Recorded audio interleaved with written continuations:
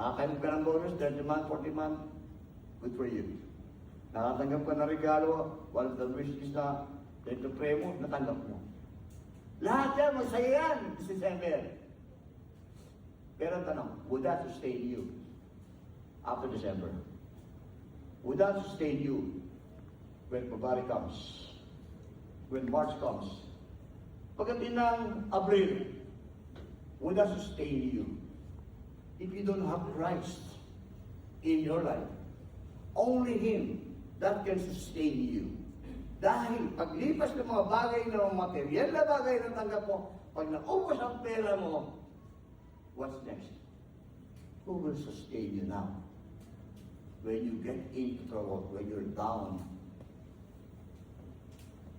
and you are discouraged, when you are depressed, who will sustain you? It's got to be Jesus, the bread of life. It's got to be Him that would sustain you all throughout the year of 2026 and the years to come. And only Him that can sustain us. Amen po? Amen.